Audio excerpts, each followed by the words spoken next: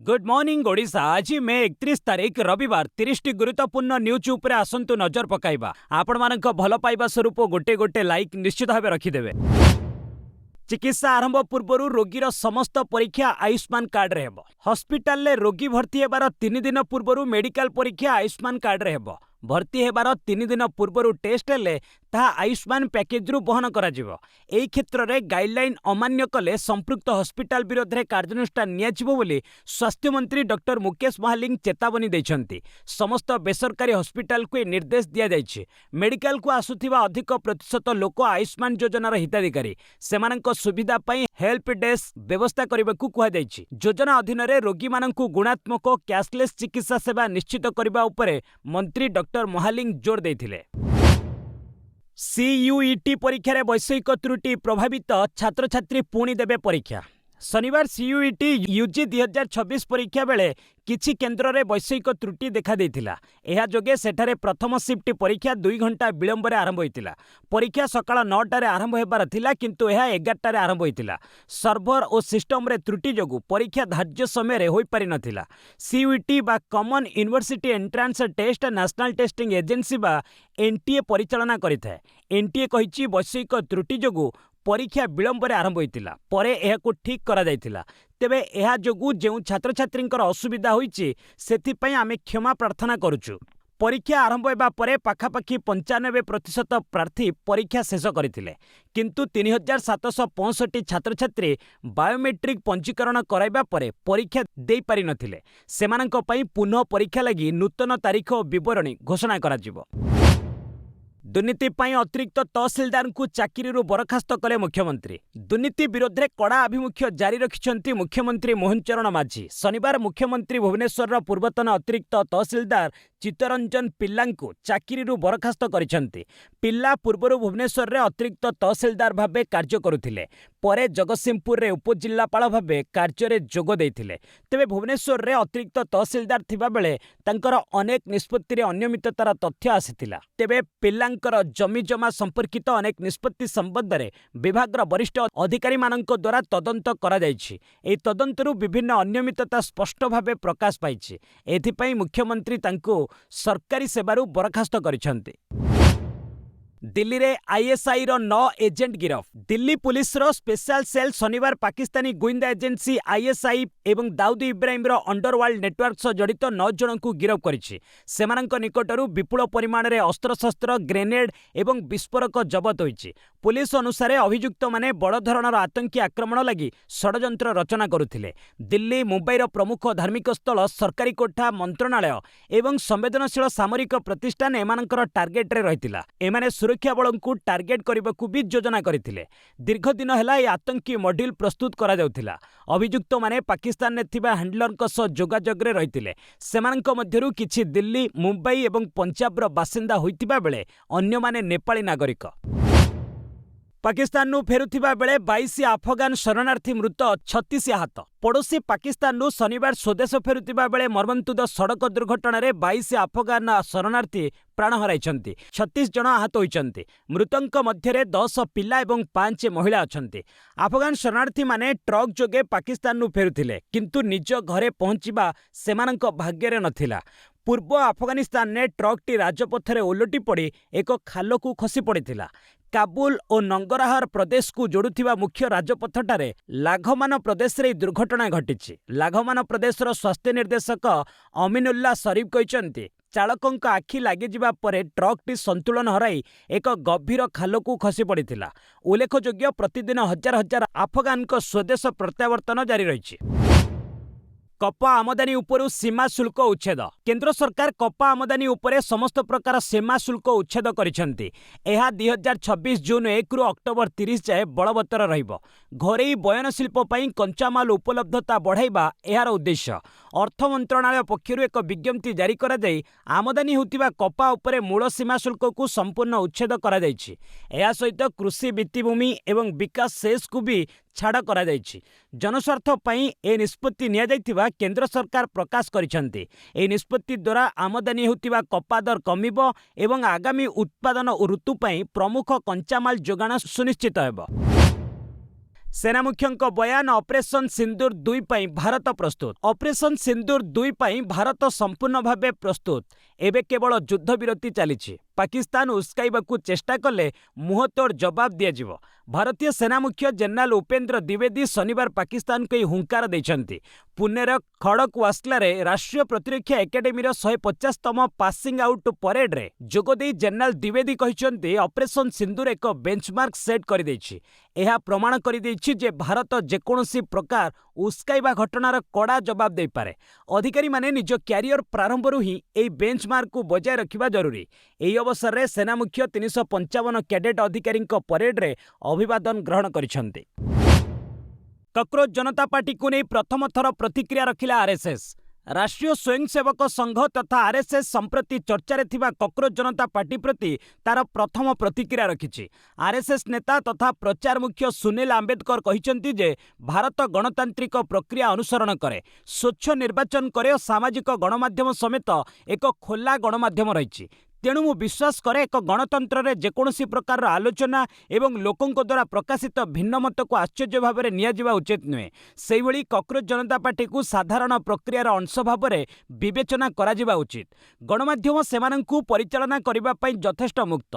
भारतर युवपीढ़ी किंबा जेनजी अत्यंत आशावादी। देश प्रति सेमानंकर अटल विश्वास रहिछि। तेणु गणतंत्र रे उपुजिथिबा विभिन्न समस्यार समाधान करिबा गणतांत्रिक उपाय रहिछि बोली आरएसएस नेता सुनील कहचंदी। सीडीएस पदरु अवसर नेले जनरल अनिल चौहान। 4 दशंधिरु अधिक समय सामरिक सेवा परे Chief of Defence Staff General Anil Chauhan शनिवार अवसर नेइछन्ति। दिल्लीर जातीय युद्ध स्मारकी रे एक आनुष्ठानिक गार्ड ऑफ ऑनर ग्रहण करिबा परे जनरल चौहान सामरिक सेवा को विदाय देथिले। अवसर समय से देशर सर्वोच्च सामरिक अधिकारी तथा सीडीएस दायित्व संभाळिथिले। जनरल चौहान 3टी सेवा द्वारा प्रदान करा जायथिबा गार्ड ऑफ ऑनर को एक महान सम्मान बोली कहचन्ति। 65 वर्षीय चौहान 1981 रे भारतीय सेना रे कमिशन भाबरे जोग देथिले। 4 दशंधिरु अधिक समय से सेना पई कार्य करिथिले। कैरियर रे से अनेक गुरुत्वपूर्ण कमांड और स्टाफ पदवी रे रहिथिले। सेप्टेम्बर 2025 रे सीडीएस दायित्व ग्रहण करिथिले। से परम विशेष सेवा पदक, उत्तम युद्ध सेवा पदक, विशेष सेवा पदक आदि प्राप्त करिसन्ति।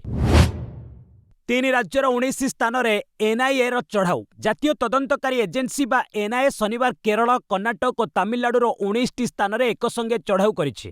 केरलर मल्लपुरम जिल्ला रे विस्फोरक जबत मामलार तदंत स्वरूप एई चढ़ाऊ होइछि। एनआईए रो अधिकारी माने विस्फोरकर उच्च जोगाण श्रृंखल एवं एहा सह जड़ित संभाव्य नेटवर्कर पत्ता लगाइबाकू चेष्टा चलाइछन्ति। रिपोर्ट अनुसार चलित वर्ष फेब्रुआरी 7 रे पुलिस मल्लपुरम रो चेमाड़ रे पियाज भर्ती एक ट्रक रु 448 पेटी लुचा जाइथिबा 89,600 जिलोटिन छड़ एवं 10,500 डेटोनेटर जबत करिथिला। एहा परे सुरक्षा एजेंसी गुड़िक एहार संभाव्य दुरुपयोग को नहीं चिंतार पड़िथिले।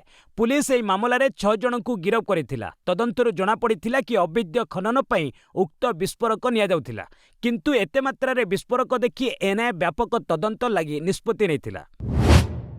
पूर्वतन मुख्यमंत्री राबड़ी देवी को बंगला खाली करने को नोटिस देला बिहार सरकार। बिहार रो बीजेपी सरकार पूर्वतन मुख्यमंत्री राबड़ी देवी को 10 सर्कुलर रोड स्थित सरकारी बंगला खाली करने को नोटिस जारी करिछि।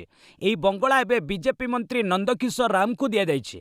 लालू प्रसाद यादव और राबड़ी देवी परिवार गत 20 वर्ष धरी बंगला रे रहउचंती। एही बंगला रे आरजेडी रो अनेक गुरुत्वपूर्ण बैठक बसिथाय। राबड़ी देवी वर्तमान बिहार विधानसभा परिषद रे विरोधी दलर नेता रहिचंती। एही बंगला खाली करने को कोठा निर्माण विभाग 25 नवेम्बर 2025 रे प्रथम नोटिस जारी करिथिला। एहा बदल रे तांको 39 हार्डिंज रोड रे एक नूतन बंगला आवंटित करा जायथिला, जहाकी आकार सुविधा दृष्टिरू बहुत भल रहिछि। किंतु राबड़ी एपर्यंत रहुतिबा बंगला को खाली करि नथिले। वर्तमान कोठा निर्माण विभाग पक्षरु पुणी थरे एक चूड़ांत नोटिस जारी करा जायछि। बिहार उत्तर प्रदेश रे वज्रपात तांडव 2 दिन रे नेलानी 37 जीवन। बिहार उत्तर प्रदेश रे झड़ वर्षा वज्रपात जोगु जनजीवन अस्तव्यस्त होई पड़िछि। वज्रपात जोगु बिहार विभिन्न जिल्ला रे गतकाली 12 जनक मृत्यु घटिथिबा रिपोर्ट प्रकाश पाइछि। पाणीपाग विभाग अनुसार राजधानी पाटना रे सबुठारु शक्तिशाली झड़ पवन होइतिला, जेउथिरे घंटा प्रति 107 किलोमीटर बेगरे पवन बहितिला।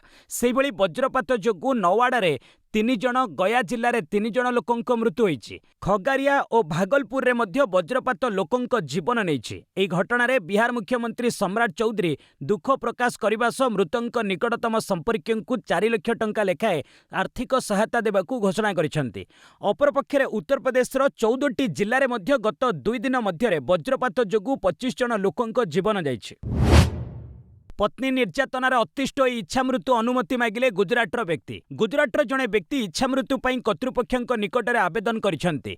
सुरटर व्यक्ति नाम है किरीट पटेल। पत्नी द्वारा कथित निर्यातनार अतिष्ठ होई सुरट जिलापाल निकटरे शेष में किरीट इच्छामृत्यु आवेदन दाखल करिसेंति। से कहिसेंति जे दीर्घ आईनगत विवाद और व्यक्तिगत दुख तांको जीवन समाप्त करने व्यतीत अन्य कौनसी विकल्प नहीं। किरीट अभियोग करिसेंति से 2024 रे तृतीय विवाह करथिले। तांको पत्नीकर मध्य यह तृतीय विवाह थिला। विवाह परे पत्नी टंका मूल्यवान जिनिस नहीं जाई तांकु परित्याग करथिले। एपरिक आहुरी अधिक टंका पाइबा पई पत्नी बारंबार चाप पकाउथिले। महिला मानक सुरक्षा पई उद्दिष्ट आईन अपव्यवहार करी पुलिस रे तांको नाम रे मिछ केस करी हैरान करुथिले। तेणु शेष रे अतिष्ठ होई से इच्छामृत्यु मागिछंती बोली किरीट कहिसंती। स्वामींक सह अक्षरधाम, ताजमहल और जैसलमेर बुलिले ट्रम्प को झियो टिफानी। अमेरिका राष्ट्रपति डोनाल्ड ट्रम्प को झियो टिफानी स्वामी माइकेल बोलोस सह भारत गस्तरे रहिछंती। एही गस्त समय टिफानी और माइकेल दिल्लीर अक्षरधाम मंदिर परिदर्शन करिछंती। एहा परे सेमाने आग्रा पहुंचीथिले, जेउठारे सेमाने ताजमहल परिदर्शन करिथिले। आग्रारू सेमाने एबे राजस्थान जैसलमेर अभिमुखे यात्रा करिथिबा जणा पड़िछि। सामाजिक गणमाध्यम रे पोस्ट करी टिफानी ट्रम्प अक्षरधाम मंदिर रे तांकर अभिज्ञता को अविश्वसनीय बोली वर्णना करिछंती। से मंदिर संस्कृति, स्थापत्य और परिवेश को प्रशंसा करथिले। ट्रम्प को झियो ज्वाई गस्त समय भारत में अवस्थित अमेरिकार राष्ट्रदूत सर्गियो गौर मध्य उभय को स्वागत करथिले। इन्फोसिस सीईओ सलील पारेख को वार्षिक दरमा 82.6 कोटी को वृद्धि। आईटी कंपनी इन्फोसिस सीईओ सलील पारेख को वार्षिक पैकेज आर्थिक वर्ष 2026 रे 2.5% वृद्धि पाई 82.6 कोटी टंकारे पहुंची। कंपनीर वार्षिक रिपोर्ट अनुଯାयी तांकु 7.97 कोटी टंका स्थिर दरमा एवं 23.35 कोटी टंकार बोनस मिली। यह सहित स्टॉक ऑप्शन नु से प्राय 50.75 कोटी टंका पाइछंती। सलील पारेख इन्फोसिस सबुठारु दीर्घ समय धरी कार्य करुथिबा अणप्रतिष्ठाता सीईओ अटंती। आसंता वर्ष मार्च रे तांकर 5 वर्षर कार्यकाल शेष होबाकू जाउछि। अन्यपटे प्रतिद्वंदी कंपनी टीसीएस सीईओ के कृतिवासन आर्थिक वर्ष 2026 रे प्राय $2.96 मिलियन रोजगार करिसेंती। आर्टिफिशियल इंटेलिजेंस कारणरू वर्तमान आईटी क्षेत्र रे विकासर गति किछि मात्रा रे मंथर रहिछि।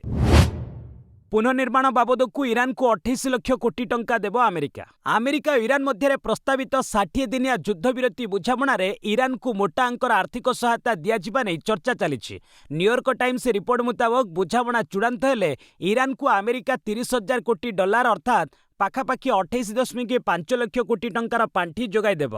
पुनर्निर्माण लगी पांठी खर्च हेब। एथिसहित अमेरिकीय कंपनी गुड़ी को ईरान ने निवेश लगी अनुमति मध्य मिलिबो।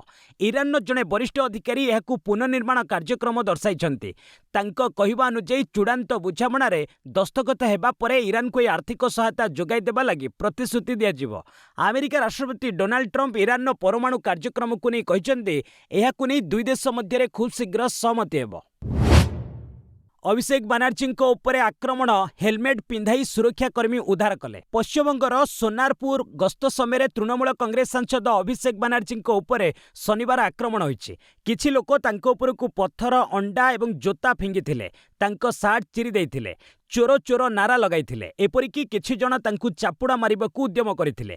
सुरक्षाकर्मी तांकु एक हेलमेट पिंधाई सेठारु बाहर करुथिबा वीडियो सोशल मीडिया रे भाइराल होउछि।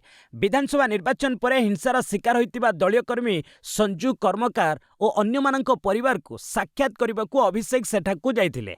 राज्य विधानसभा निर्वाचन ने टीएमसी रो पराजय परे अभिषेककर यह प्रथम सार्वजनिक कार्यक्रम थिला। जाल दस्तखत मामला रे अभिषेक बानर्जी को सीआईडी रो समन। विधायकଙ୍କ जाल दस्तखत मामलाରେ टीएमसी सांसद अभिषेक बानर्जीଙ୍କୁ सीआईडी शनिवार समन जारी କରିଛି। ସେଥିରେ ତାଙ୍କୁ ଜୁନ୍ 1 ତାରିଖ ମଧ୍ୟାହ୍ନରେ सीआईडीର ଭବାନୀ ଭବନ ଅଫିସରେ ହାଜର ହେବାକୁ କୁହାଯାଇଛି। ମେ 19 ତାରିଖରେ ବିଧାନସଭାରେ ଶୋଭନଦେବ ଚଟ୍ଟୋପାଧ୍ୟାୟଙ୍କୁ ବିରୋଧୀ ଦଳର ନେତା ବନାଇବା ଲାଗି ଯେଉଁ ସମର୍ଥନ ପତ୍ର ଦାଖଲ କରାଯାଇଥିଲା ସେଥିରେ ଥିବା କିଛି ଦସ୍ତଖତର ପ୍ରାମାଣିକ ନେଇ ପ୍ରଶ୍ନ ସୃଷ୍ଟି ହୋଇଥିଲା। ସେହି ଦସ୍ତଖତଗୁଡ଼ିକ ଜାଲ ହୋଇଥିବା ବିଧାନସଭା ସଚିବାଳୟ ସନ୍ଦେହ କରିଥିଲା। ଏହାପରେ ପୋଲିସ ନିକଟରେ ଅଭିଯୋଗ କରାଯାଇଥିଲା। ସେହି ଅଭିଯୋଗକୁ ଭିତ୍ତି କରି सीआईडी ଅଭିଷେକଙ୍କୁ ସମନ ଜାରି କରିଛି। कर्नाटकରେ शिवकुमार विधायक दल नेता जून 3 ରେ शपथ नेबे। कर्नाटक उपमुख्यमंत्री डीके शिवकुमार एवं राज्यर 24तम मुख्यमंत्री हेबे। बेंगालुरु रे शनिवार अनुष्ठित कांग्रेस विधायक दल बैठक रे तांकु विधायक दलर नेता निर्वाचित करा जायछि। बैठक रे समस्त विधायकंक समेत राज्य कांग्रेस इंचार्ज रणदीप सुरजेवाला दलर संगठन महासचिव केसी वेणुगोपाल मध्य उपस्थित थिले। निकटरे मुख्यमंत्री पदर इस्तफा देथिबा वरिष्ठ कांग्रेस नेता सिद्धरमैया विधायक दल नेता पई शिवकुमार नाम प्रस्ताव रखिथिले। गृहमंत्री जी परमेश्वर तांकु समर्थन करथिले। बैठक पर शिवकुमार राज्यपाल थावरचंद गहलोत को साक्षात करी सरकार गठन लगी दाबी उपस्थापन करथिले। राज्यपाल तांकु जून 3 रे सरकार गठन पई आमंत्रण दैछंती। सेदिन संध्यारे लोकभवन ने शिवकुमार राज्यर नुआ मुख्यमंत्री भाबे शपथ नेबे। वीआईपी दर्शन नहीं मद्रास हाईकोर्ट कहिले मंत्री को अपेक्षा करंतिनी भगवान। मंदिर रे टंका नहीं वीआईपी दर्शन कराजिबा व्यवस्था संपूर्ण भूल और भेदभावपूर्ण। मस्जिद किंबा चर्च रे एभली कोनोसी प्रथा नाही बोली मद्रास हाईकोर्ट टिप्पणी करिसंती। तमिलनाडुर सुब्रमण्यम स्वामी मंदिर रे वीआईपी दर्शन और स्वतंत्र दर्शन व्यवस्था को रद्द करबा लगी आगत पिटिशन उपरे सुनानी अवसर रे विचारपति जीआर स्वामीनाथन और विचारपति भी लक्ष्मी नारायणन खंडपीठ मौखिक भावे एभली मंतव्य दैछंती।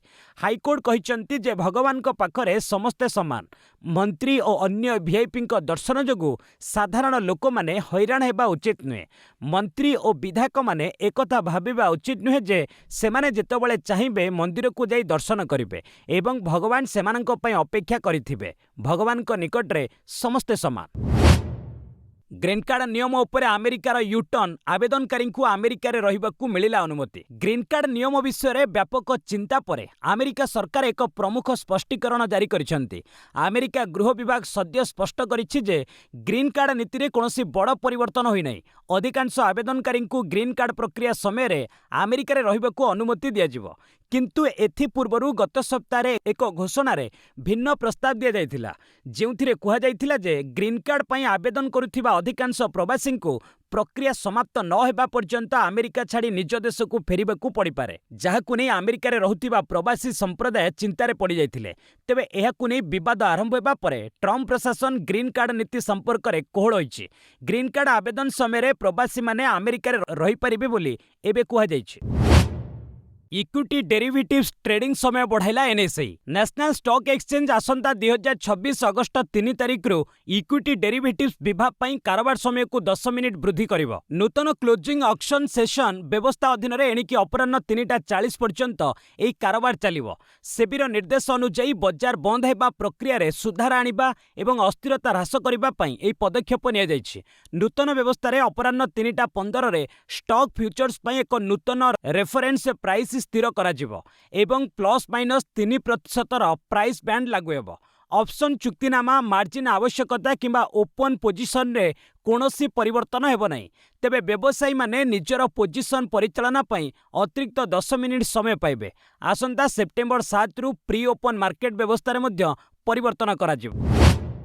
आरबीआई रो वार्षिक रिपोर्ट ए वर्ष 6.9% बढ़िबो जीडीपी। विश्व संकट सत्ते 2026-27 रे द्रुत बेगरे बढ़िबो भारतीय अर्थव्यवस्था। ए आर्थिक वर्ष रे देशर वास्तव जीडीपी अभिवृद्धि हार 6.9% रहिबो बोली अनुमान करिछि भारतीय रिजर्व बैंक।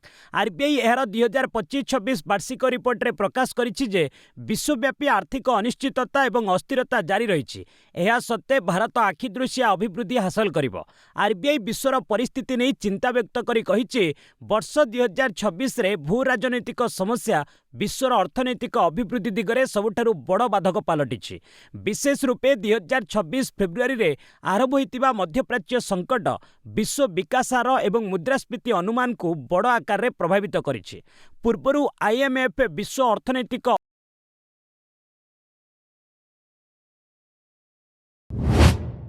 ବୈଦେଶିକ ମୁଦ୍ରା ଭଣ୍ଡାରରେ ହ୍ରାସ। ମେ 22ରେ ଶେଷ ହୋଇଥିବା ସପ୍ତାହରେ ଦେଶର ବୈଦେଶିକ ମୁଦ୍ରା ଭଣ୍ଡାରରେ 751.1 କୋଟି ଡଲାର ହ୍ରାସ ଘଟିଛି। ଫଳରେ ଏହା 68,138.4 କୋଟି ଡଲାରକୁ ଖସି ଆସିଥିବା ଜଣାପଡ଼ିଛି। ଭାରତୀୟ ରିଜର୍ଭ ବ୍ୟାଙ୍କ ତଥ୍ୟରୁ ଏହା ଜଣାପଡ଼ିଛି। ଏହାର ପୂର୍ବ ସପ୍ତାହରେ ବୈଦେଶିକ ମୁଦ୍ରା ଭଣ୍ଡାରରେ 809.4 କୋଟି ଡଲାର ହ୍ରାସ ଘଟିଥିଲା। ଫଳରେ ଏହା 68,899.4 କୋଟି ଡଲାରକୁ ଖସି ଆସିଥିଲା। ଚଳିତ ବର୍ଷ ଫେବୃଆରୀ 27ରେ ଅର୍ଥାତ୍ ମଧ୍ୟପ୍ରାଚ୍ୟ ଯୁଦ୍ଧ ଆରମ୍ଭ ହେବାର ଦିନକ ପୂର୍ବରୁ ମୁଦ୍ରା ଭଣ୍ଡାର ସର୍ବକାଳୀନ ଉଚ୍ଚସ୍ତର 72,849.4 କୋଟି ଡଲାରରେ ପହଞ୍ଚି ଯାଇଥିଲା। ଆର୍ବିଆଇର ତଥ୍ୟ ଅନୁସାରେ ମେ 22ରେ ଶେଷ ହୋଇଥିବା ସପ୍ତାହରେ ବିଦେଶୀ ମୁଦ୍ରା ପରିସମ୍ପତ୍ତି 287.2 କୋଟି ଡଲାର ହ୍ରାସ ପାଇ 54,303.2 କୋଟି ଡଲାରକୁ ଖସି ଆସିଛି। ସେହିଭଳି ସୁନା ଭଣ୍ଡାର 453 କୋଟି ଡଲାର ହ୍ରାସ ପାଇ 11,478.6 କୋଟି ଡଲାରକୁ ଖସି ଆସିଛି। ଆଜି ଆଇପିଏଲ୍ ଗ୍ରାଣ୍ଡ ଫାଇନାଲ କ୍ରମାଗତ ଦ୍ୱିତୀୟ ଟାଇଟଲ ଲକ୍ଷ୍ୟରେ ଆର୍ସିବି। ବିଶ୍ୱର ସବୁଠାରୁ ବ୍ୟୟବହୁଳ ଟି-20 ଲିଗ୍ ଆଇପିଏଲ୍ 19ତମ ସଂସ୍କରଣ ଶେଷ ପର୍ଯ୍ୟାୟରେ ଉପନୀତ ହୋଇଛି।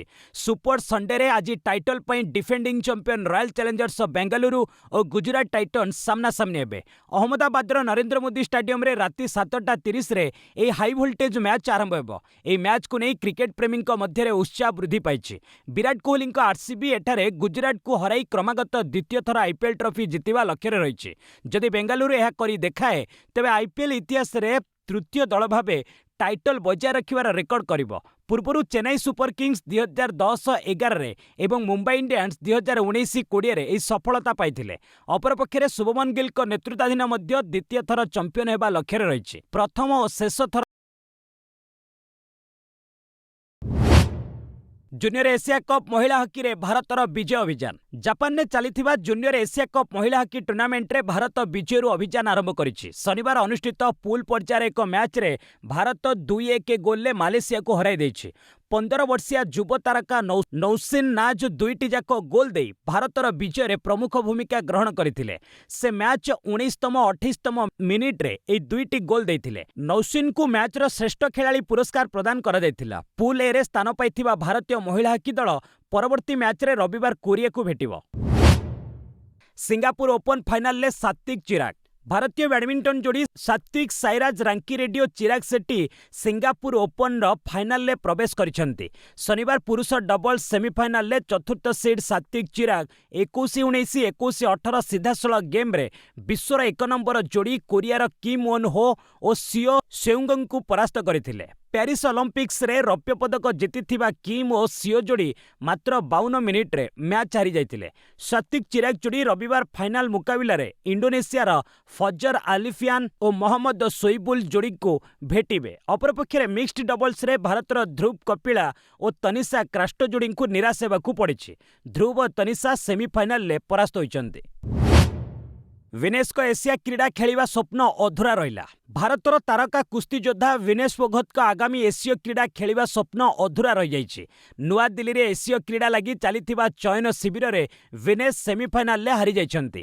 ମହିଳା 53 କିଲୋଗ୍ରାମ ବିଭାଗରେ ଲଢ଼େଇ କରୁଥିବା ଭିନେସ 4-6 ସ୍କୋରରେ ମୀନାକ୍ଷୀ ଗୋଏଦଙ୍କଠାରୁ ହାରିଯାଇଛନ୍ତି।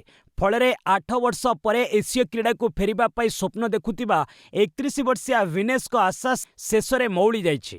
ଏହି ଚୟନ ଟ୍ରାଏଲ୍ସରେ ଭିନେସ ପ୍ରଥମ ରାଉଣ୍ଡରେ 7-1ରେ ଜ୍ୟୋତିଙ୍କୁ ହରାଇ ଅଭିଯାନ ଆରମ୍ଭ କରିଥିଲେ। ଏହାପରେ କ୍ୱାର୍ଟରରେ 5-0ରେ ନିଶୁଙ୍କୁ ହରାଇଥିଲେ। ପରାଜୟ ପରେ ଭିନେସ ତାଙ୍କ ପ୍ରତିକ୍ରିୟା ରଖିଛନ୍ତି। ଭାରତୀୟ କୁସ୍ତି ମହାସଂଘ ସହ ଚାଲିଥିବା ବିବାଦକୁ ନେଇ ଭିନେସ କହିଛନ୍ତି ଯେ ମୁଁ ହାରିନାହିଁ। ଏକ ସମ୍ପୂର୍ଣ୍ଣ ବ୍ୟବସ୍ଥା ବିରୁଦ୍ଧରେ ମୁଁ ଲଢ଼େଇ କରୁଥିଲି। ଗୋଟିଏ ସ୍ଥାନରେ ମୁଁ ଏକୁଟିଆ ଛିଡ଼ା ହୋଇଥିଲି, ସେତେବେଳେ କି ଅନ୍ୟପଟେ ସମସ୍ତେ ମୋ ବିରୁଦ୍ଧରେ ଥିଲେ। ଫ୍ରେଞ୍ଚ ଓପନରେ ବଡ଼ ବିପର୍ଯ୍ୟୟ, ଜୋକୋଭିଚଙ୍କୁ ହରାଇଲେ ଫୋନ୍ସେକା। ଚଳିତ ଫ୍ରେଞ୍ଚ ଓପନର ସବୁଠୁ ବଡ଼ ବିପର୍ଯ୍ୟୟ ଦେଖିବାକୁ ମିଳିଛି। 24 ଥରର ଗ୍ରାଣ୍ଡସ୍ଲାମ୍ ବିଜେତା ନୋଭାକ ଜୋକୋଭିଚ୍ ତୃତୀୟ ରାଉଣ୍ଡରେ ପରାସ୍ତ ହୋଇ ବିଦାୟ ନେଇଛନ୍ତି। ଏକ ସଂଘର୍ଷପୂର୍ଣ୍ଣ ମୁକାବିଲାରେ ବ୍ରାଜିଲର ଯୁବ ଖେଳାଳି ଜୋଆଓ ଫୋନ୍ସେକା 4-6, 4-6, 6-3, 7-5, 7-5 ସେଟ୍ରେ ଜୋକୋଭିଚଙ୍କୁ ହରାଇ ସମସ୍ତଙ୍କୁ ଚକିତ କରିଦେଇଛନ୍ତି। ଜୋକୋଭିଚ୍ ଏହି ମ୍ୟାଚ୍ର ପ୍ରଥମ ଦୁଇଟି ସେଟ୍କୁ ଜିତି ଅଭିଯାନ ଆରମ୍ଭ କରିଥିଲେ, କିନ୍ତୁ 19 ବର୍ଷୀୟ ଜୋଆଓ ଦମଦାର ପ୍ରତ୍ୟାବର୍ତ୍ତନ କରି ପରବର୍ତ୍ତୀ 3ଟି ସେଟ୍ରେ ଜୋକୋଭିଚଙ୍କୁ ଚକମା ଦେଇଥିଲେ। ପୂର୍ବରୁ ବିଶ୍ୱର 1 ନମ୍ବର ଖେଳାଳି ଜାନିକ୍ ସିନର ଦ୍ୱିତୀୟ ରାଉଣ୍ଡରେ ହାରି ବିଦାୟ ନେଇ ସାରିଛନ୍ତି। ପୁରୁଷ ବିଭାଗରେ ଅନୁଷ୍ଠିତ ଅନ୍ୟ ଏକ ମ୍ୟାଚ୍ରେ ଦ୍ୱିତୀୟ ମାନ୍ୟତା ଆଲେକ୍ଜାଣ୍ଡାର ଜୋରେଭ ବିଜୟୀ ହୋଇ ପ୍ରି କ୍ୱାର୍ଟରରେ ସ୍ଥାନ ପକ୍କା କରିଛନ୍ତି। ସେହିଭଳି ମହିଳା ବିଭାଗରେ ବିଶ୍ୱର 1 ନମ୍ବର ଖେଳାଳି ଆରିନା ସାବାଲେଙ୍କା, 16ତମ ସିଡ୍ ନାଓମି ଓସାକା, 22ତମ ସିଡ୍ ରୁଷିଆର ଆନ୍ନା କାଲିନ୍ସ୍କାୟା ପ୍ରମୁଖ ରାଉଣ୍ଡ 16ରେ ପହଞ୍ଚିଛନ୍ତି। ସେଲିନା ଜେଟଲିଙ୍କୁ ସ୍ୱାମୀ ଓ ଶ୍ୱଶୁର ପଠାଇଲେ ଆଇନଗତ ନୋଟିସ୍।